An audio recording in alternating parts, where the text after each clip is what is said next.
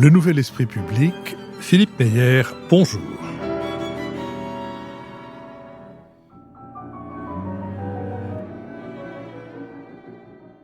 Bonjour, merci de nous avoir rejoints pour ce nouveau Nouvel Esprit Public au cours duquel nous allons tenter d'éclairer certains aspects de l'actualité. Nous le ferons avec Nicolas Bavrez, essayiste et avocat, avec Béatrice Gibelin, directrice de la revue Hérodote et fondatrice de l'Institut français de géopolitique, avec Antoine Fouché, président de la société de conseil Quintet, et avec Richard Verly, correspondant à Paris du quotidien en Suisse, en ligne, suisse.blick.fr, du quotidien en ligne, blick.fr, du Suisse quotidien en ligne, du Marquise d'Abour, etc.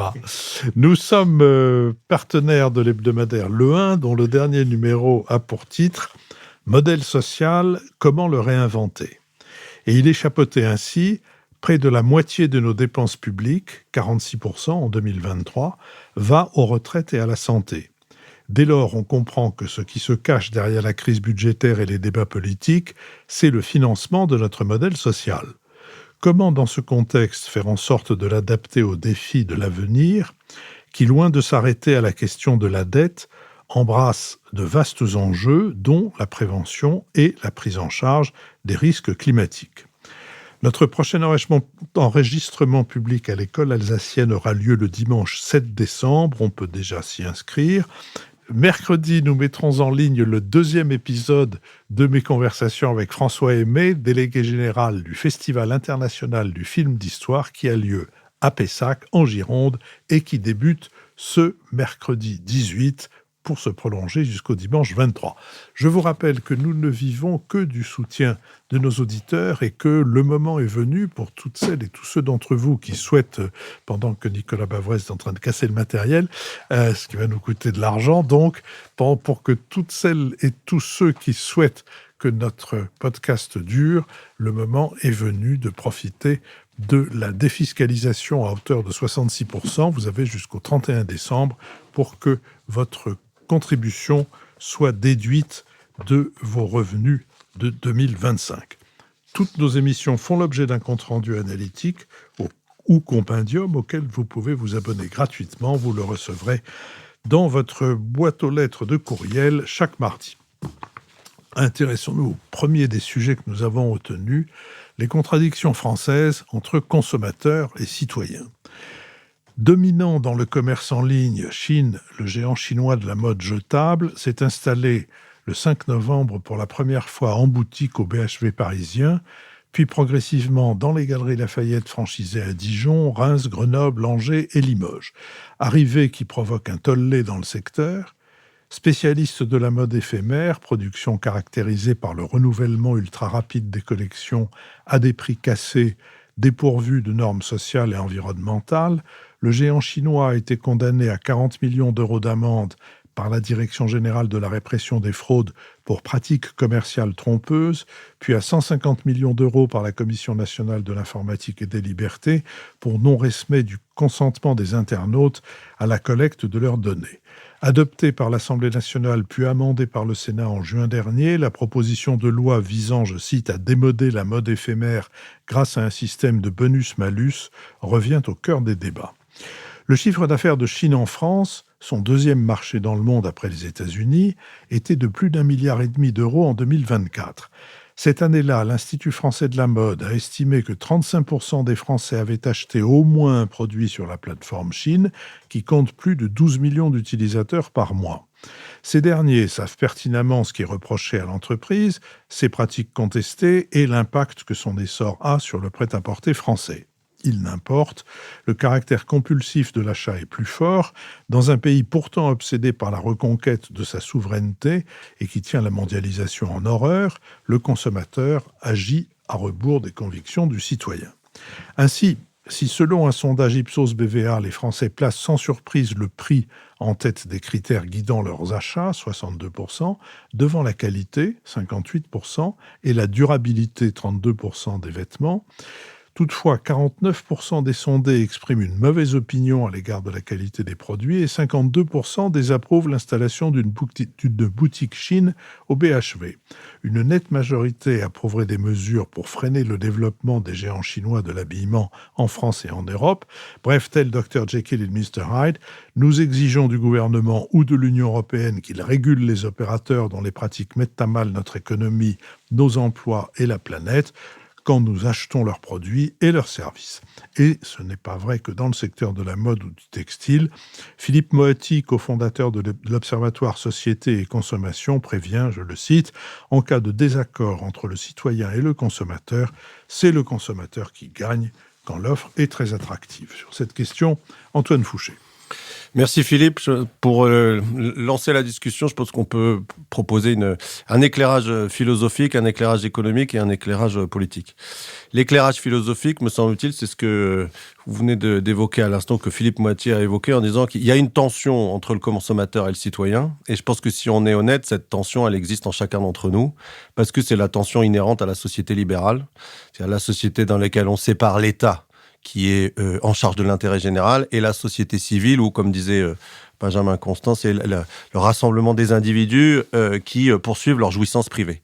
À partir de là, on a une tension, me semble-t-il, inévitable entre le citoyen qui va essayer de poursuivre de s'intéresser à l'intérêt général, d'agir en fonction de l'intérêt général, d'agir en fonction de principes, de valeurs qui appartiennent à un collectif, que ce soit un collectif local, national, européen, et puis le consommateur, ou l'individu, chacun d'entre nous, qui lui est plus apatride et qui cherche sa jouissance privée, et donc, peu importe, ou en tout cas c'est secondaire, d'où vient le produit, est-ce qu'il est produit dans des conditions respectables, environnementales ou sociales, etc. Seul compte la jouissance privée, c'est-à-dire la capacité de satisfaire sa pulsion ou son besoin ou son désir de consommer. Ça, et me semble-t-il, cette tension-là, elle a toujours existé, sauf que, et je passe à l'éclairage économique, on arrive à un moment donné où c'est plus tenable. C'est plus tenable parce que dans l'arbitrage, et ce que disait Moati, dans l'arbitrage entre consommateurs et citoyens, ou entre individus et citoyens, c'est l'individu qui est en train de gagner, qui est en train de détruire le citoyen. Les chiffres au niveau national, me semble-t-il, le montrent. On est aujourd'hui, je prends juste l'habillement, 96% de ce que nous achetons aujourd'hui, de ce que nous achetons pour nous habiller, pour nous vêtir, n'est plus produit en France. Quand on prend l'ensemble des biens, c'est 62%, Dixit l'INSEE, de ce que nous achetons. Voilà, les matériels avec lesquels nous faisons cette émission, les matériels avec lesquels les gens nous écoutent, 62% n'est plus fait en France. À ce rythme-là, nous ne produirons dans les années qui viennent, avec la vague de submersion industrielle chinoise qui arrive, nous ne produirons quasiment plus rien de ce qui fait notre vie quotidienne. Et donc, notre pays deviendra un pays totalement dépendant de l'extérieur et à la fin, quand même, un pays qui n'est plus libre. Un pays qui est totalement dépendant pour l'ensemble de sa vie quotidienne d'une production qui est extérieure à ses frontières. Je pense c'est pas excessif de dire que c'est un pays qui n'est plus libre. Donc, à la fin, l'arbitrage en chacun d'entre nous, pour la majorité d'entre nous, hein, après chacun peut essayer de faire ce qu'il peut à son échelle individuelle, mais enfin, à la fin, pour la majorité d'entre nous, le comportement de la grande majorité d'entre nous fait que le consommateur détruit le pays du citoyen, parce qu'il détruit son indépendance et donc en vient à prendre le dessus au point où le citoyen va disparaître. Et donc, je termine par l'aspect politique. Qu'est-ce qu'on peut faire par rapport à ça ? Parce que, me semble-t-il, c'est pas quelque chose de souhaitable et qu'il faut qu'on réussisse une forme de réconciliation. La première chose, me semble-t-il, qu'on peut faire pour réconcilier, c'est là, pour le coup, de pousser la logique libérale jusqu'au bout et de dire la vérité des prix. Parce que si les prix, notamment de Chine, sont si attractifs que ça, c'est parce qu'ils mentent. Ils mentent parce qu'ils ne prennent pas en compte ni l'empreinte carbone, ni les frais de transport, ni le coût social, et qu'ils sont censés respecter un certain nombre de normes que nous pouvons vérifier quand nous produisons en France ou en Europe, mais que nous sommes évidemment incapables de vérifier quand c'est produit à l'extérieur du territoire de l'Union européenne. Et donc nous imposons à nos producteurs, chacun d'entre nous, en Europe, des normes que nous n'imposons pas, ou nous imposons que sur le papier, à des producteurs extérieurs à l'Union européenne. Et à la fin, comme nous sommes incapables de vérifier le respect des normes par les producteurs en dehors de l'Union européenne, nous les laissons rentrer.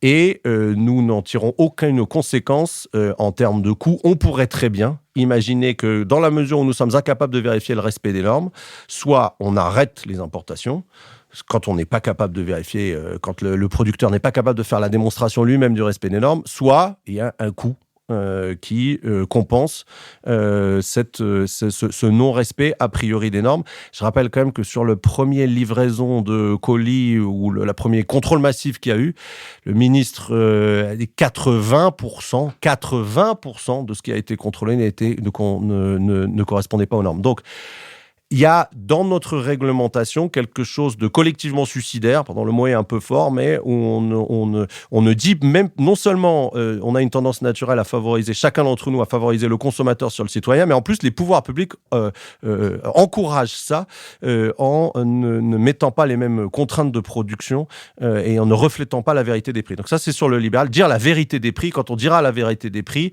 la production de Chine sera beaucoup moins attractive. Et le deuxième chose aussi, c'est peut-être envisager, et j'en termine par là, d'avoir une politique publique plus offensive qui, alors peut-être que ça ferait hurler Benjamin Constant, mais qui donne un avantage ou une priorité, une préférence aux citoyens sur le consommateur. Et ce qui veut concrètement, c'est quoi ça ?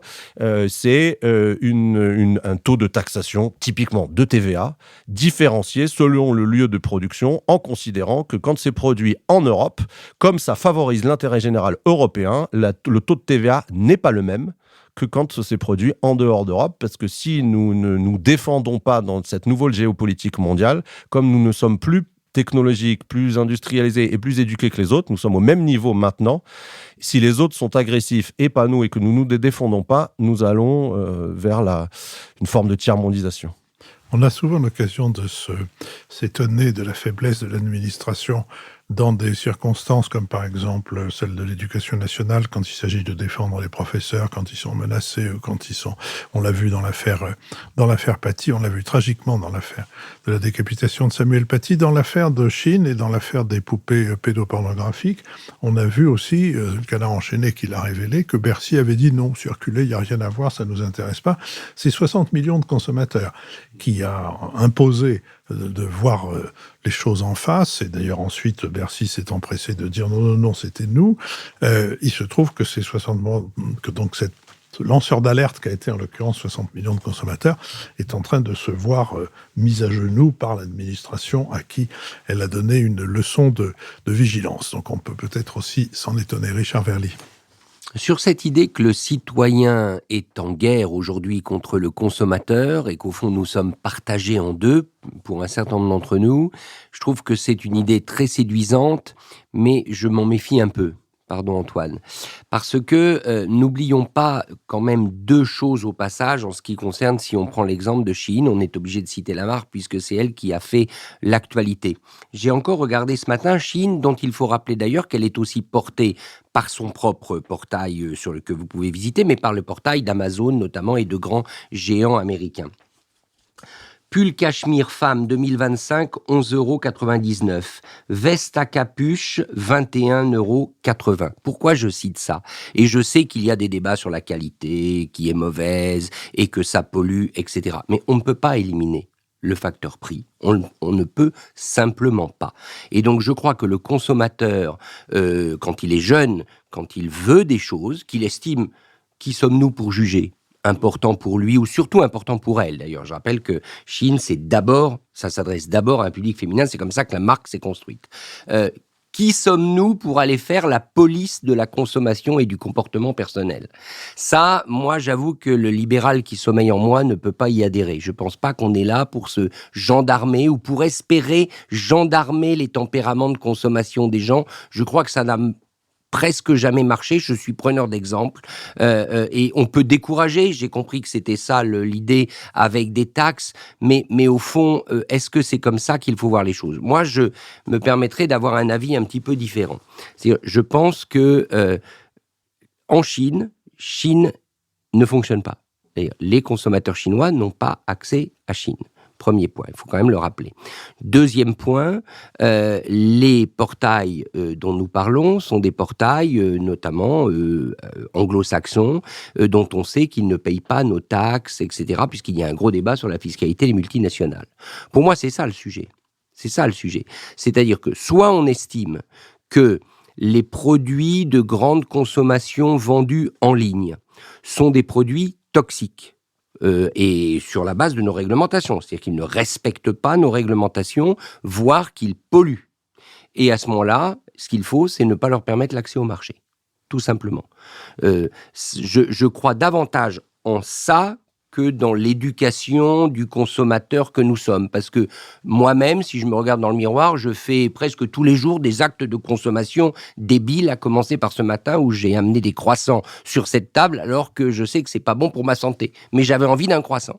Donc voilà. Donc moi, je ne veux pas domestiquer les passions de tout le monde. Je pense en revanche que le marché européen, lui, doit faire respecter un certain nombre de critères. Et si les marques ne respectent pas ces critères, elles n'y entrent pas. Donc, première réflexion. Deuxième réflexion qui consiste à faire le parallèle entre le succès de certaines marques, là on parle de cette marque chinoise d'habillement, et la déconfiture des marques françaises d'habillement.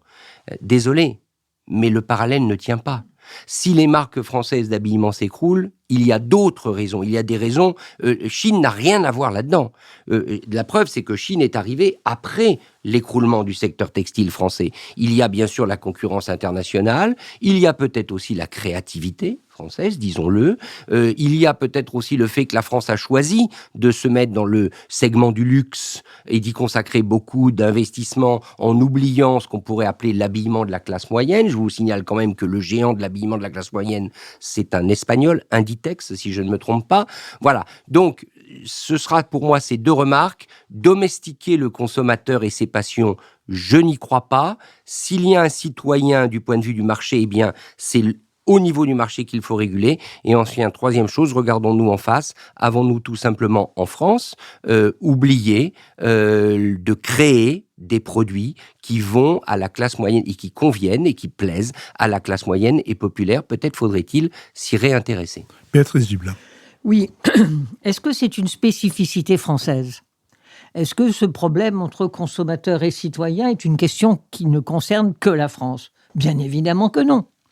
C'est-à-dire que ce phénomène d'un marketing offensif, d'un capitalisme qui sait créer le besoin, il est bien évidemment... mais il couvre toute la planète. Hein, c'est même pas un phénomène uniquement de pays riches, c'est un phénomène très, très massif, universel. Et le besoin de se faire plaisir avec une petite chose, et vous le retrouvez absolument partout. On a connu des États où justement la mode n'existait pas, la Chine en étant un très bon exemple, et où dès que ça s'est un peu ouvert, tout le monde s'est précipité pour acheter qui du maquillage, qui des vêtements, qui un vélo comme ci. Bon, c'est-à-dire que ce phénomène de consommation pour combler des envies, des frustrations, des désirs, oui, est un phénomène massif. Donc je pense que c'est ce qui est spécifique à la France, en revanche, c'est le rôle de la grande distribution. C'est-à-dire que moi, je suis intéressée, par exemple, par un discours, pour ne pas le nommer, d'Édouard Leclerc, toujours moins cher, toujours moins cher. Venez chez moi, c'est moins cher. Et venez chez moi dans un temple de la consommation où je vais susciter chez vous une multiplicité de désirs et je sais que vous acheterez des tas de choses dont vous n'avez pas besoin. non seulement vous n'en avez pas besoin, mais vous les acheterez en plus grande quantité. Parce que je vous ferai une promo où vos petits pains, vous en aurez 12 pour le prix de 6. Vous n'en avez peut-être même pas besoin de 6, mais vous en achetez 12. Idem pour tout ce que vous voulez. Donc, cette logique de la grande distribution, qui est une spécificité française, et dont l'origine d'ailleurs vient du Nord. C'est une ancienne histoire du fil à tricoter qu'on a diffusé sur l'ensemble de la France et qui sont transformés dans cette grande distribution. Donc, le moins cher, et toutes les pubs, y compris dans les grands journaux, c'est toujours ça. Le moins cher, chez moi, c'est le moins cher. Donc, on a réussi à faire de l'achat, au fond, le plaisir, à la limite presque de la sortie hebdomadaire. Aller en voiture, faire des courses et acheter pas cher, comme consommer une restauration pas chère. Tout le monde a hurlé sur le McDo quand McDo s'est installé en France. Souvenez-vous de José Bové et des McDo. Maintenant, je crois que la France est le pays rapporté à la population où il y a le plus de McDo ou tout au moins de restaurants de ce type. Donc, on a, j'allais dire, notre capitalisme français dans la distribution dont certains hurlent aujourd'hui, a une lourde responsabilité dans ce qui s'est passé. Et puis, quand les marques comme Zara, qui habille, H&M, qui rencontrent des difficultés, mais c'est simplement que Chine a porté plus loin le modèle qu'ils avaient. Je veux dire, moi je regarde toujours ce que j'achète, c'est fait au Vietnam, c'est fait au Bangladesh, et j'ai du mal à trouver français. Bon, c'est bien évident. Donc aujourd'hui, ils ne sont pas contents, mais ils ont largement profité de la chose. Bon. Et c'est vrai que Pinky, qu'est-ce que fait Pinky ? Il passe accord avec Shein, parce que comme ça, il va essayer de sauver sa marque. Donc, je trouve qu'on est d'une grande hypocrisie. Et l'autre point sur lequel je voudrais dire, c'est ce discours sur le pouvoir d'achat, qui est, à mon sens, véritablement une malédiction, ce discours sur le pouvoir d'achat. Parce que nous n'avons pas tous, j'allais dire, le même ressenti sur le pouvoir d'achat, mis à part des gens qui n'ont vraiment pas d'argent et pour lequel on est à 1 euro près. Mais pour des tas d'autres gens, le pouvoir d'achat, c'est ce que je ressens, c'est le désir que j'ai d'acheter quelque chose. Et Chine, d'une certaine façon, me permet d'acheter des petits bijoux, des pulls en cachemire à 15 euros, me répond à ça. Mais je manque d'argent, mon pouvoir d'achat n'est pas assez grand parce qu'au fond, je voudrais pouvoir m'en acheter des mieux et plus. Donc, ce discours sur le pouvoir d'achat, au lieu de parler de salaire, là, oui, c'est important. C'est un vrai discours sur économique et non pas sur quelque chose qui relève du ressenti. Voilà. Quant à l'éducation pour la responsabilité, qui va le faire ? Et ça, je n'y crois pas. Je rejoins Richard complètement là-dessus. Nicolas Bavrez. Marx avait déjà pointé la contradiction entre le citoyen avec le commerçant, le journalier, le propriétaire ou l'individu. Et Nietzsche aussi a dit que le cœur de la condition de l'homme moderne, ce sont les contradictions. C'est vrai qu'on les trouve et que l'affaire Chine est devenue un peu ce symbole, mais comme Richard Verly, je pense que finalement, il y a peut-être pas la contradiction n'est peut-être pas si tranchée que ça, en tout cas pour ce qui concerne l'Europe et la France. Donc, sur Chine, il y a 2 choses qui sont très différentes. D'abord, il y a la capitulation avec la renonciation à appliquer le droit. L'État en France est fort avec les faibles, faible avec les forts.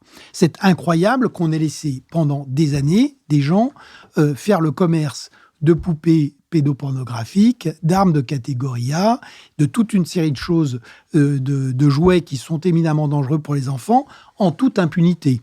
Et sous prétexte que, il faut bien le dire, ça permettait de faire vivre la Poste. Bon, ça, évidemment, et ça montre bien, et on va le retrouver, la différence entre le capitalisme et une économie de marché. La différence, c'est que dans une économie de marché, il y a un état de droit et il y a une concurrence qui est régulée. Et nous avons accepté, effectivement, un monde qui est un monde capitaliste, mais où nous avons détruit l'économie de marché en renonçant à appliquer des normes. L'autre aspect qui est intéressant, en revanche, c'est le modèle économique. Et je rejoins ce qui a été dit.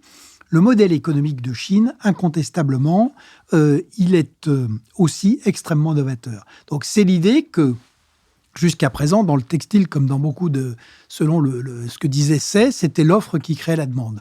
Donc on fabriquait un produit et puis on voyait si on arrivait à l'écouler. Chine, c'est l'inverse. Chine part de la demande et d'une demande hyper segmentée puisque Chine est capable, donc il y a 7200 nouveaux produits par jour et ils sont capables de cibler la demande et ils fabriquent après avoir pris connaissance de la demande du consommateur. Et ce modèle-là, il faut quand même bien y réfléchir parce que je crois qu'avec le monde numérique, c'est un modèle qui va s'appliquer largement au-delà du textile. Donc ensuite, on a deux problèmes, le problème européen et le problème de la France. Donc le problème européen, c'est que on est pris en étau entre les États-Unis et la Chine et qu'on est devenu la variable d'ajustement. Donc la technologie, fondamentalement, elle est américaine. Les biens essentiels, ils sont fabriqués en Chine. Et les plateformes, elles sont à la fois chinoises et américaines. On n'a pas d'Europe là-dedans parce qu'on a fait toutes les erreurs. Donc, on a cru qu'il suffisait d'avoir un grand marché régulé par la concurrence et que ça allait nous donner de la force. On a cru qu'on pouvait réguler le secteur numérique sans faire ni production ni innovation, ce qui est une aberration.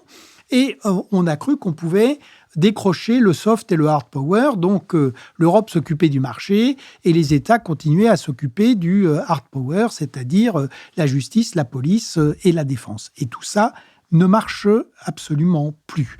Et donc, il y a une vraie réflexion à avoir sur la manière dont on réorganise cette Union européenne et de la manière dont elle devient non seulement un marché régulé par la concurrence et la demande, mais surtout une Europe qui soit à la fois souveraine et qui se préoccupe de sécurité économique. Pour la France, contrairement à ce qui a été dit par Béatrice Gibelin, je pense qu'il y a une exception française. Une exception française des deux côtés.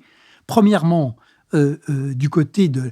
Il y a un vrai problème de paupérisation. Je rappelle qu'aujourd'hui, le PIB par habitant en France est inférieur à celui de l'Italie, qu'il est inférieur de 15% au PIB par habitant en Allemagne. Je rappelle que donc on est autour de 40 000 €. Aux États-Unis, c'est 86 000 $.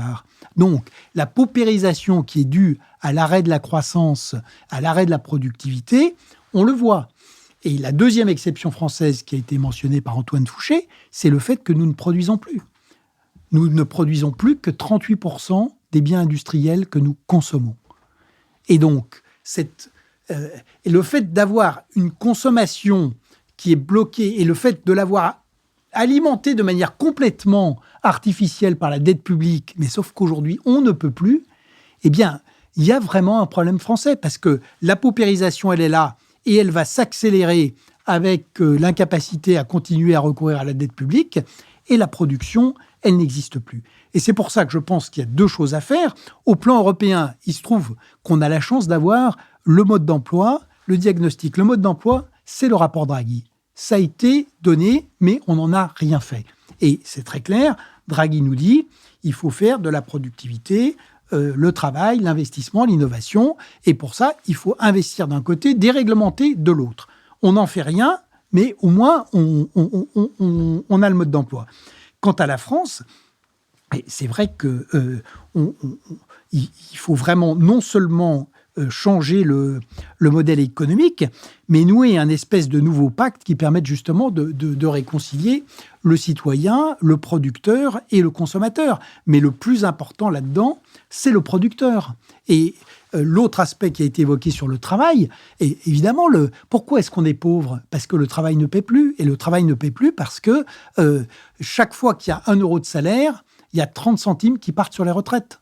Et qu'aujourd'hui, même si une entreprise augmente les salaires, le salarié n'en voit pratiquement rien, parce que tout part en impôts et en charges sociales. Donc, traitons maintenant nos problèmes. Et une fois qu'on aura fait ça, on aura traité le problème de Chine. Pourquoi ? Parce qu'on aura des consommateurs qui auront plus de pouvoir d'achat, mais qui pourront plus peut-être faire autre chose que le premier prix. Et de l'autre côté, on aura une production, on fera revivre une production nationale, ce qui permettra également de faire vivre des salariés et donc de revenir dans une économie qui est une économie de développement et plus une économie de rente. Antoine Fouché. Oui, pour poursuivre la discussion des points d'accord et des points de désaccord. Point d'accord, d'abord, on ne peut pas domestiquer, pour reprendre l'expression de Richard, domestiquer les passions, domestiquer les demandes de consommation, ça je suis entièrement d'accord. Et il ne faut pas le faire, parce que sinon on risque... la pente vers la fin de la société libérale et l'entrée dans un régime totalitaire, elle arrive très très vite. Et ce que disait d'ailleurs Benjamin Constant, que l'autorité se borne à être juste, nous nous chargerons d'être heureux. Donc il ne faut pas changer une ligne à ça.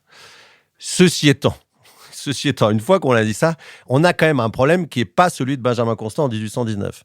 Parce que, comme l'a dit à l'instant Nicolas Bavrez, nous sommes dans une situation où nous ne produisons plus ce que nous consommons. Donc nous sommes en train de devenir, malgré nous, et peut-être sans trop le savoir, c'est-à-dire sans en avoir conscience, un pays complètement dépendant, qui n'est plus du tout dans la situation où il peut donner la possibilité à chacun d'entre nous d'arbitrer de façon qu'il le souhaite, comme il le souhaite, entre le consommateur et le citoyen. Mais avec 96% de ce que nous achetons pour nous habiller, qui vient désormais de l'étranger, dont 70% de Chine, le citoyen n'a plus le choix. Il n'a plus le choix. Il n'y a plus que le consommateur qui a remporté la bataille interne, me semble-t-il, sur le citoyen. Alors, qu'est-ce qu'on peut faire ? Et c'est là où j'arrive sur mes points de désaccord. On dit, oui, alors il faut veiller à ce qu'ils respectent les normes et les contraintes qui sont celles que nous imposons sur le marché intérieur européen, et s'ils ne le font pas, on interdit. Mais le problème, c'est un problème très pratico-pratique, c'est pas un problème de raisonnement, mais c'est que nous ne savons pas le faire et nous ne pouvons pas le faire.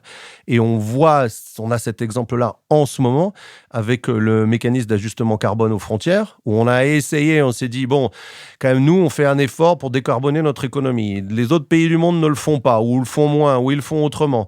Donc, il faut qu'on intègre ce prix carbone dans les importations qu'on amène en Europe. Mais on est incapable de savoir l'empreinte carbone des produits qui sont importés en Europe, ne serait-ce que parce que dans toutes les économies qui ont un mix énergétique, nucléaire, charbon, c'est un arbitrage comptable, un arbitraire comptable que de dire ça on l'a produit avec l'énergie nucléaire et ça on l'a produit avec l'énergie carbonée. Donc c'est impossible à faire. Donc une fois qu'on a dit ça, on est bien obligé de se dire soit on arrête parce qu'on ne sait pas contrôler s'il y a respect des normes. Du coup ça rentre pas. Ou il y a une forme de... Trump appelait ça un droit de douane, mais comme on ne sait pas contrôler, il y a un surcoût qui compense le fait qu'on ne sache pas contrôler. Bon, mais en tout cas, me semble-t-il, on ne peut pas rester là à se dire soit on sait soit il respecte et il rentre, soit il respecte pas et il rentre pas, parce qu'on ne sait pas contrôler. Peut-être, et juste un mot, Philippe, quand même là-dessus, c'est que oui, l'industrie française doit se poser du textile notamment, mais pas que, doit se poser la question de pourquoi elle n'arrive pas à satisfaire la demande des consommateurs français. Oui, mais là quand même, c'est en partie vrai, mais je suis en grande partie quand même en désaccord parce que la concurrence est totalement déloyale. Elle est totalement déloyale entre le fait de produire en France et le fait de produire en Chine. C'est pas que les gens sont moins inventifs, c'est pas qu'ils sont moins créatifs, c'est pas qu'ils sont moins travailleurs, c'est que c'est impossible avec des conditions de concurrence totalement déloyales, conditions sociales, conditions environnementales, conditions réglementaires, de produire au même prix, la même qualité pour le consommateur français. Et bien sûr, ça date pas de Chine, mais ça date quand même depuis que la Chine est entrée dans l'OMC. La fin des quotas sur le textile de 2005, on a divisé nos emplois textiles en 20 ans par 5. Il y a 80 000 personnes qui bossent dans le textile en France. Il y en avait 400 000 à la fin du XXe siècle. Et donc, là où il s'agit pas de revenir... Enfin, comment dire ? Il s'agit pas de domestiquer les passions du consommateur, mais il s'agit de rétablir des conditions de concurrence loyales et même de favoriser la production, me semble-t-il, made in France et made in Europe, sans domestiquer, mais de donner un avantage, parce que si nous ne faisons pas ça, nous allons devenir une nation de zombies bonobos qui ne font que consommer ce que les autres produisent et nous allons continuer à nous appauvrir. Nicolas Vaz a raison, il y a 15% de différence de PIB avec l'Allemagne. Juste un autre chiffre, et après je me tais.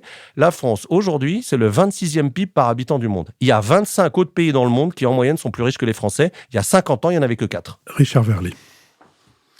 Zombie bonobo, peut-être. Peut-être que c'est ce qui est en train de se passer. Je pense que l'expression, elle est vouée à avoir pas mal de succès. Et à mon avis, il faut s'interroger dans ce que je retiens. Donc, je rebondis sur ce que vient de dire Antoine. Il faut s'interroger sur deux choses. Moi, je ne savais pas, je n'avais pas compris, pourtant je couvre les affaires européennes de manière assez étroite, que nous ne savons pas mesurer l'empreinte carbone sur les produits qui arrivent en Europe. Si c'est le cas, alors ça veut dire qu'on a menti. Ça veut dire que les gouvernements ont menti, ça veut dire que le Parlement européen a menti, ça veut dire que la Commission européenne a menti, puisqu'elle a prétendu qu'elle pouvait le faire. Donc, dans ce cas de figure, il est temps de lever ce grand mensonge. J'avoue que je le découvre. Je pensais que nous avions les moyens d'estimer la part de carbone dans les produits importés. Donc, si c'est pas le cas, c'est très grave. Et donc, ça veut dire que derrière Chine, il y a des mensonges qu'on doit absolument aujourd'hui mettre sur la table. Deuxième réflexion qui me vient à l'esprit en écoutant Antoine, c'est à propos du cas français. Et là, c'est la jonction entre ce que dit Antoine et ce que dit Béatrice. Fast food, premier marché, après les États-Unis, et c'est pas seulement la marque qui est citée, il y a maintenant d'autres types de fast food qui prospèrent. Le textile, on vient d'en parler, et on pourrait rajouter des catégories, et ça nous ramène à ce que disait Nicolas sur l'abandon de la production. Derrière ça, je suis désolé, il n'y a pas seulement la question de la concurrence déloyale. Il y a d'autres pays qui résistent et qui arrivent à résister et à maintenir une production nationale. C'est un choix qui a été fait. C'est un choix qui a été fait par certaines élites françaises, y compris des élites économiques. Et donc, moi, ça m'amène à repenser un vieux procès que j'ai. Au fond, j'ai jamais compris, et je ne comprends toujours pas, pourquoi la droite française, parce que c'est normalement son boulot, a abandonné l'entreprise, a abandonné la production, pour être omnibulée par les questions de migration. Que la gauche redistribue, c'est son rôle historique, mais la droite française est quand même celle qui, depuis 30 ans dans ce pays, n'a pas fait son travail. Je rappellerai juste quand même que Marx, c'est pas du tout un économiste de la redistribution, c'est un économiste de la production et du travail. Je vous remercie. Je vous propose que nous passions à un autre sujet qui est celui de la COP 30. L'objectif de limiter le réchauffement climatique à 1,5 degré par rapport à l'ère pré-industrielle, objectif qui figurait dans l'accord de Paris il y a 10 ans, eh bien, il est sur le point de s'effondrer, a averti le secrétaire général de l'ONU, Antonio Guterres. Du 10 au 21 novembre, la COP 30 est réunie à Belém, au Brésil, aux portes de l'Amazonie. Le président brésilien Lula entend faire des forêts l'un des sujets principaux de cette conférence. Il souhaite y formaliser un fonds d'un nouveau genre, une facilité de financement des forêts tropicales, visant 125 milliards de dollars de collecte placés sur les marchés financiers et dont les bénéfices rémunéreront les pays à forte couverture forestière et à faible déforestation pour les sanctionner positivement leurs efforts de conservation. 5 autres États disposant de forêts tropicales ont rejoint le projet, la Colombie, le Ghana, la République démocratique du Congo, l'Indonésie et la Malaisie, et 5 pays développés qui pourraient investir à l'avenir travaillent à organiser l'initiative, l'Allemagne, les Émirats arabes unis, la France, la Norvège et le Royaume-Uni. En 2019, la Commission européenne lançait le Pacte vert pour l'Europe avec un objectif ambitieux, faire de l'Europe le premier continent climatiquement neutre d'ici à 2050. Mais sous la pression de lobbies agricoles et depuis le virage vers la droite et l'extrême droite du Parlement après les élections de 2024, la copie initiale a été peu à peu revue à la baisse, abandon de la loi sur les pesticides, assouplissement de la politique agricole commune, remise en question de l'interdiction des voitures thermiques d'ici à 2035, de la finance durable et de la responsabilité des entreprises. Et en France, après avoir clamé « Make our planet great again », rendez sa grandeur à la planète, Emmanuel Macron se montre moins écologiste au fil de ses 2 mandats. Son gouvernement n'a pas tenu sa promesse de sortir du glyphosate en 3 ans. Il a édulcoré la loi zéro artificialisation nette et il délivre encore des permis d'hydrocarbures. Il entend compenser son peu d'allant dans le développement des énergies renouvelables par la relance du nucléaire. Et cependant, selon un sondage de Ipsos, 89% des Français disent leur inquiétude face à l'aggravation de la crise climatique. Sur cette question, Béatrice Gibelin. Oui, je vais rebondir sur le dernier point de la présentation de Philippe. Effectivement, nous avons des Français très inquiets sur la question des dérèglements climatiques, mais une fois encore, il y a un certain paradoxe, tout au moins contradiction, entre cette inquiétude et le comportement et ce qu'on est prêt à accepter au nom, effectivement, de la baisse des gaz à effet de serre. Bien. Donc, c'est toujours plus facile dans le discours que dans la réalité des faits. Alors, cette COP30, d'abord, il y a le lieu. Le fait qu'elle soit à Belém, que ce soit le Brésil qui l'ait eue, est importante. Les dernières étaient à Bakou, qui est quand même en Azerbaïdjan où on produit beaucoup de pétrole, et celle avant était à Dubaï, qui est, que je sache aussi, un endroit dans lequel les énergies fossiles sont à l'origine totale de la richesse de ces Émirats. Donc on est bien dans un endroit très particulier, le Brésil, Belém, à l'embouchure de l'Amazone, qui est un lieu emblématique de la forêt amazonienne, le poumon de la planète. Et Lula, qui est très malin, a beaucoup insisté pour que ce soit là, malgré les contraintes que ça peut représenter, que d'accueillir plus de 50 000 personnes pendant quelques jours dans un endroit où on n'est pas vraiment habitué à ce genre de choses. Mais il n'a pas cédé. Et il y a aussi un symbole qui est important, c'est que le Brésil se veut la jonction entre le Nord et le Sud. Pouvoir parler aux uns et aux autres avec une certaine crédibilité. Donc nous avons une COP30 qui n'est pas du tout dans les mêmes conditions des COP antérieures. Alors, il n'y a pas autant de délégués qu'il y a eu à Paris, par exemple, où là, on avait 196, je crois, représentations. Et puis là, il manque les États-Unis, enfin, au niveau fédéral, parce que nous avons effectivement des présences d'États fédérés, dont la Californie, qui sont présents à Belém. Alors, je dirais qu'il y a...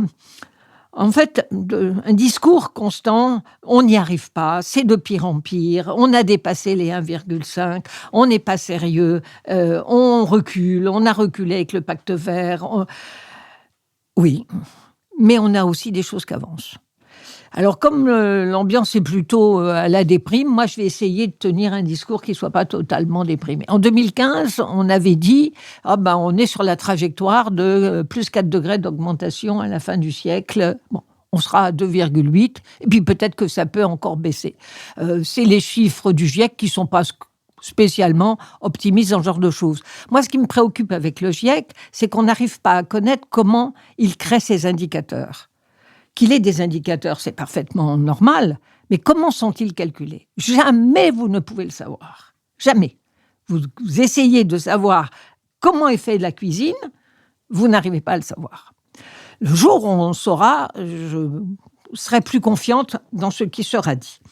Donc, problème important de mon point de vue. Je dirais aussi que la prise de conscience quand même devient de plus en plus massive sur la réalité des conséquences des dérèglements climatiques. Qu'entre 2015 et 2030, il s'est passé effectivement beaucoup de choses que les gens constatent dans leur quotidien ou en certaines saisons. La gravité des conséquences de ce dérèglement climatique qui, à la différence de Trump, n'est pas un canular, mais effectivement tout à fait réel. Donc, dernier point positif, pour laisser un peu de temps, c'est que les énergies renouvelables sont maintenant, d'abord, elles coûtent beaucoup moins cher et que elles ont baissé le coût a baissé dans des proportions qu'on n'attendait pas en 2015. Et la deuxième chose, c'est qu'il y a plus d'énergies renouvelables en croissance qu'il n'y a d'énergie fossile. Et dernier point, on a la Chine, puisqu'on en a parlé sur le thème précédent, qui se veut la civilisation écologique et qui, n'étant pas un pays démocratique, a les moyens d'imposer à sa population des contraintes quotidiennes et constantes pour imposer une attitude écologique. Nicolas Pavrez. Alors cette COP30, c'est 10 ans après l'accord de Paris, et donc c'était l'idée de passer un peu des discours à l'action, et c'est vrai que l'écart paraît important. Le choix du Brésil, ça fait écho au démarrage de ce cycle avec le sommet de la Terre de Rio en 92, et puis Belém, c'est aux portes de l'Amazonie. Et l'Amazonie est devenue, c'est intéressant parce qu'elle est devenue, c'était un des puits de carbone, elle est devenue émettrice nette de carbone depuis 2010, à hauteur d'à peu près 100 millions de tonnes à la suite de la déforestation. Et donc, c'est un peu un signe du changement des temps. On voit qu'il y a moins de... États-Unis, Chine, Inde ne sont pas présents. Il n'y a que 29 chefs d'État contre 75 à Bakou. Et puis, il y a que une soixantaine de pays, d'États qui ont fait connaître leur plan d'ajustement, et ils représentent 62% des émissions de gaz à effet de serre. Donc ça nous montre que le monde a vraiment changé. Il a changé parce que pour l'instant, on est complètement en dehors des 1,5 degrés ou 2 même qui étaient prévus par l'accord de Paris. Surtout, cette fois-ci, l'administration Trump, c'est pas seulement le retrait, c'est la mise en place d'une attaque généralisée contre tout ce qui est lutte contre le réchauffement climatique. Et puis parce que le monde géopolitique a changé avec l'invasion de l'Ukraine et qu'aujourd'hui, le réarmement est pour beaucoup de pays une priorité qui passe avant l'environnement. Alors, est-ce que les choses sont désespérées ? Je rejoindrai Béatrice pour dire que non. Il y a plusieurs choses intéressantes quand même dans cette COP. Le fait que le Sud, d'une certaine manière, il y a la possibilité de commencer à imaginer un multilatéralisme sans les États-Unis et qui pourrait servir pour d'autres choses. Le fait de s'intéresser à la déforestation. Et ensuite, parce qu'on sait qu'on sera sans doute au-delà de l'accord de Paris, l'idée de ne pas être seulement sur lutte contre le réchauffement et indemnisation, mais adaptation, qui va être clairement un point d'investissement essentiel. Et quand on regarde effectivement, et pour revenir aux choses positives, il y a le fait qu'on a quand même réussi à passer de 4 à 2,8%. Il y a ces investissements dans les renouvelables, c'est 2000 milliards de dollars, c'est 2 fois plus que les fossiles aujourd'hui. Donc le marché a largement repris à son compte, et ça, c'est une force qui est très importante. Et puis, il faut quand même rappeler que c'est en Europe du Nord qu'aujourd'hui, on concilie le mieux la compétitivité, l'innovation, la lutte contre le réchauffement climatique, le réarmement et la solidarité. Et donc, je crois que le signal positif, c'est que de même que l'Europe doit se battre pour être le conservatoire de la démocratie libérale, le fait de faire cette transition écologique est un vrai atout, mais il faut complètement la débureaucratiser et la rendre aujourd'hui compatible avec la croissance et l'innovation d'un côté, la souveraineté et la sécurité de l'autre. Richard Verly. Ce qui me rend optimiste, c'est pas la COP. Et c'est pas la succession de COP dont je pense quand même il faudrait s'interroger. Est-ce qu'on a raison de déplacer un énorme Barnum tous les 2 ans dans des endroits qui, comme Belém, sont certes très symboliques, mais où on a vu des aberrations au niveau de la facture. Ça a été beaucoup commandé, à tel point, je crois, que le président autrichien, qui est un vert, qui a été élu sous étiquette écologiste, a refusé de s'y rendre parce que le coût pour la délégation était trop important. Donc, est-ce que la COP en tant que telle, est-ce qu'il ne faudrait pas quand même s'interroger sur ce format qui est devenu une forme de format spectacle, à mes yeux, qui permet surtout un tam-tam de la part des organisations non gouvernementales. Le moment est peut-être venu de se poser cette question. Moi, ce qui me rend extrêmement optimiste, c'est qu'à la différence de ce qu'on disait et de ce que je disais sur le sujet précédent, je pense qu'entre le citoyen et l'écologiste est en train de gagner. C'est-à-dire que les impératifs et les difficultés que nous font ressentir le changement climatique, la pollution et autres, sont quand même en train petit à petit de gagner du terrain. Et au fond, nos mentalités, y compris par exemple aux États-Unis, alors bien sûr il y a différentes Amériques, il y a l'Amérique des gros SUV, etc., mais pas seulement. Je crois que là on est sur un changement de culture personnelle qui est, en tout cas dans tous les grands pays riches, qui est en train d'avancer. Et je crois que c'est là-dessus qu'il faut miser. Je crois véritablement que ce qu'on pourrait appeler l'éducation écologique, je trouve pas d'autre mot, c'est à mon avis notre meilleur espoir. Ça veut pas dire qu'on fait tout bien d'un point de vue écologique et du point de vue du climat, mais je crois que là, il y a un terreau propice où on devrait beaucoup plus investir. Finalement, ne devrait-on pas consacrer une bonne partie des fonds qu'on donne aux délégations pour aller à la COP à s'occuper de ça dans chacun de nos pays? Antoine Fouché. Oui, moi, je ferai l'hypothèse que la COP 30, c'est une COP qui montre le basculement géopolitique du monde et la perte par l'Occident du leadership moral sur l'avenir de l'humanité. Alors, pardon, c'est un peu des grands mots, mais pourquoi je dis ça? C'est parce que 2015, accord de Paris, c'est l'Europe parce que ça se fait à Paris, voilà, et qui réussit à quelque chose qui n'a pas été réussi jusqu'à présent, à faire signer une immense majorité de pays pour un engagement à 2 degrés. Ça se passe en Europe, c'est le leadership de l'Europe, etc.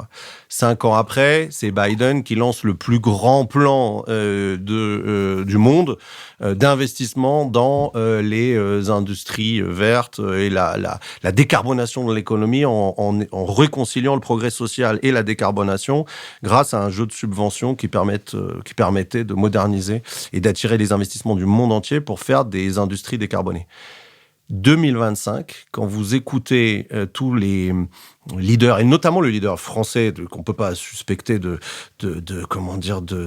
manque de patriotisme, en l'occurrence Laurence Toubiana, elle vous dit que l'espoir le plus important pour réussir la lutte contre le réchauffement climatique maintenant, c'est pas les États-Unis, évidemment, avec Trump, c'est pas l'Europe qui réglemente, c'est la Chine. C'est la Chine qui produit, parce que, juste un chiffre qu'elle donne régulièrement, la Chine produit à elle seule, en un an, 2 fois plus de panneaux solaires et d'éoliennes que l'ensemble du monde réuni. Et donc, la Chine est en train de devenir l'usine d'ingénieurs qui fabrique les outils de la transition énergétique du monde. Parce que la transition énergétique, c'est beaucoup moins des règlements, comme pensent les Européens. Ce qu'il faut pour que ça soit acceptable par les populations, c'est de pouvoir essayer d'améliorer son niveau de vie matériel tout en décarbonant. Et pour faire ça, il ne faut pas des règles. Pour faire ça, il faut des éoliennes, des panneaux solaires, des batteries produites dans des quantités telles que ça devient accessible à bas coût pour le reste du monde. Et c'est exactement ce que fait la Chine. En 10 ans, elle a divisé par 10 le prix des batteries. Et donc, l'espoir de l'humanité, ça fait vraiment mal au cœur de le dire comme ça pour un Européen et un Français, mais l'espoir de l'humanité, puisque la lutte contre le réchauffement climatique, c'est un intérêt général universel, pas européen ou américain, voilà, universel. C'est la Chine qui est en train de prendre le leadership en devenant cette nation d'ingénieurs qui, par sa massification de sa production et ses nouvelles technologies, va pouvoir équiper le reste du monde à bas coût des industries et des modes de production d'énergie décarbonés. Il y a de quoi quand même se dire, pour faire le lien avec le sujet précédent, en disant vite, redevenons un continent de producteurs et moins de consommateurs. Je vous remercie. Nous sommes arrivés à la dernière séquence de notre enregistrement, la séquence des brèves. Nous enregistrons aujourd'hui, vendredi. C'est le lendemain de l'anniversaire, du 10e anniversaire des attentats de novembre 2015. Il y a eu plusieurs cérémonies, dont une pour l'inauguration de ce, je crois, très réussi Jardin du Souvenir, qui est tout près de l'église Saint-Gervais-Saint-Protais, derrière la mairie de Paris. Je voudrais faire 2 choses. La première, c'est rappeler 2 livres, 2 livres du même auteur, Georges Saline, qui a écrit juste après l'attentat dans lequel sa fille a trouvé la mort, Lola. Il a écrit le dictionnaire de l'indicible, et ensuite il a écrit avec le père d'un des terroristes, Asdin Amimour, un livre qui s'intitule « Il nous reste les mots », qui sont donc les dialogues avec le père de cet homme qui a probablement tué sa fille, ou en tout cas qui en a tué beaucoup d'autres. Et puis il m'est revenu comme le souvenir de tout ça, et les commémorations me fait remonter beaucoup de choses à l'esprit pendant la nuit, en cherchant comment dire quelque chose sur ce qui s'est passé. Finalement, s'est imposé à moi un poème d'André Chénier écrit dans sa cellule à la veille de son exécution, qui était d'ailleurs elle-même la veille du jour de Thermidor où il aurait pu être sauvé. Il écrit « Comme un dernier rayon, comme un dernier zéphyr anime la fin d'un beau jour, au pied de l'échafaud, j'essaie encore ma lyre. Peut-être est-ce bientôt mon tour. Peut-être, avant que l'heure, en cercle promené, ait posé sur l'émail brillant, dans les 60 pas où sa route est bornée, son pied, sonore et vigilant, le sommeil du tombeau pressera ma paupière. Avant que de ces deux moitiés ce vers que je commence ait atteint la dernière, peut-être, en ces murs effrayés, le messager de mort, noir recruteur des ombres, escorté d'infâmes soldats, remplira de mon nom ces longs corridors sombres. Quoi ? Nul ne restera pour attendrir l'histoire sur tant de justes massacrés, pour consoler leurs fils, leurs veuves, leurs mémoires, pour que des brigands abhorrés frémissent au portrait noir de leur ressemblance, pour descendre jusqu'aux enfers chercher le triple fouet, le fouet de la vengeance déjà levé sur ces pervers, pour cracher sur leur nom, pour chanter leur supplice. Allons, étouffe tes clameurs, souffre, ô cœur gros de haine, affamé de justice, toi vertu, pleure si je meurs. Béatrice Dublin. Bien, après cette lecture, effectivement, moi j'ai parlé de quelque chose qui est préoccupant, mais qui est écrit avec une plume alerte. C'est le petit essai de Barbara Cassin, La guerre des mots, Trump, Poutine et l'Europe, qui est publié au Flammarion. Bon, Barbara Cassin est de l'Académie française, c'est une philologue, et qui examine les rouages des novlangues de Poutine et de Trump, et peut-être les pistes pour y résister. Elle s'interroge sur comment dépasser la sidération provoquée par la langue de ces chefs d'État. Les expressions de Trump... les linguistes ont évalué qu'il était à peu près à un niveau de langue d'un enfant de 10 ans, pour ce qui est le lexique et la grammaire. Pour la grossièreté, ça, évidemment, ça sera autre chose. Dans le cas de Poutine, c'est plus compliqué, parce qu'il a plusieurs niveaux de langue et selon à qui il s'adresse. Mais enfin, ça va quand même de l'argot des bas-fonds de Saint-Pétersbourg jusqu'à des rhétoriques beaucoup plus élaborées quand on s'adresse à d'autres chefs d'État ou à d'autres types de public. Donc, et ce qui est très préoccupant, c'est comment il réinvente une narration de leur histoire qui n'a plus rien à voir avec la réalité objective des faits. Et pour Barbara Cassin, seule la culture peut être un lieu de résistance si l'Europe reste ouverte et multilingue et multiculturelle, mais je ne suis pas sûr qu'elle en prenne le chemin. Richard Verly. Un seul mot qui est aussi le titre du livre que je vous recommande, Tenace, au pluriel. C'est un livre étonnant à évoquer dans notre Cénacle. C'est un livre de témoignages de femmes, réunis par Anaïs Bouton, qui en avait fait un podcast. C'est publié aux éditions Albin Michel. Ce sont des femmes qui toutes ont tenu bon. Bien évidemment, il y a en arrière-plan la tourmente MeToo, comme vous pouvez l'imaginer. Mais je me suis plongé dans ce livre avec hésitation, et j'ai trouvé dans ces témoignages de femmes, au fond, ce dont nous avons absolument besoin, c'est-à-dire cette ténacité, et en particulier cette ténacité féminine, à l'heure où déferle des États-Unis une vague masculiniste que l'on connaît. Donc vive les femmes tenaces. Nicolas Bavrez. 2 recommandations. D'abord, allez au Petit Palais. Il y a l'exposition Greuze c'est le peintre de l'enfance, mais aussi de la famille dans toutes ses dimensions, lumineuses et obscures. Et surtout, il y a la découverte d'un peintre finlandais, Pekka Alonen, qui a vécu entre 1865 et 1933. Il a été l'élève de Gauguin. Il peint la neige et on apprend à cette occasion qu'il y a 50 mots en finlandais pour désigner la neige. Et ces tableaux de neige, d'une certaine manière, expriment ces 50 mots. C'est assez extraordinaire. Et enfin, ça a été l'ami de Sibelius et de tout un groupe d'artistes qui a participé à l'invention de la nation finlandaise. Sur la lecture, justement, dans la continuité de ce qui a été dit, dans ces moments de où on glorifie l'autoritarisme et le populisme. Un bon antidote, le dernier livre de Jonathan Coe, L'épreuve de mon innocence, c'est une satire de ce qui se passe en Angleterre depuis le Brexit, et notamment de cet épisode délirant qui est le gouvernement de Liz Truss qui a duré 59 jours. Donc c'est une manière de démonter la post-vérité, qu'elle soit celle de Boris Johnson ou celle de Trump. Et au passage, ça nous rappelle d'ailleurs quand même aussi que quand les contre-pouvoirs politiques ne fonctionnent plus, finalement, il arrive que le marché fasse le travail. Ça a été le cas face à Liz Truss et c'est aujourd'hui le cas face à Donald Trump. Antoine Fouché. Oui, dans cette période un peu morose, moi je voudrais recommander un spectacle qui est la pièce de Marivaux, le jeu de l'amour et du hasard, qui se joue en ce moment au Théâtre des Mathurins et qui sera la troupe qui s'appelle L'Émeute part en tournée à partir du mois de janvier dans l'ensemble de la France. Il reste des places jusqu'à décembre. Il joue 3 fois par semaine, me semble-t-il.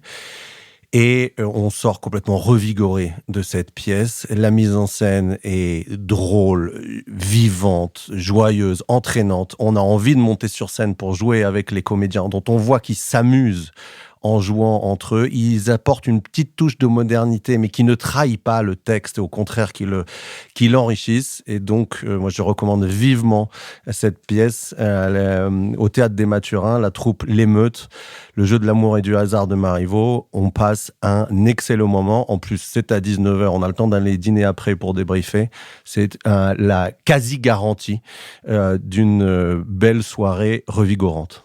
Je vous remercie. Je remercie Sophie Jacquin, avec qui cette émission a été préparée, Benoît Carré, qui va en assurer le compendium, Nicolas Tourneau, qui veille au site, tandis qu'Olivier Magloire veille aux questions liées aux plateformes de financement. C'est Adrien Beccaria, qui, au studio L'Arrière-Boutique, a enregistré cette conversation et ces nouvelles écoutes qui produit le Nouvel Esprit Public. Je vous donne rendez-vous mercredi pour la suite de mes conversations avec François Aimé, le délégué général du Festival Cinéma et Histoire de Pessac, et je vous donne rendez-vous dimanche prochain pour un Nouvel Esprit Public.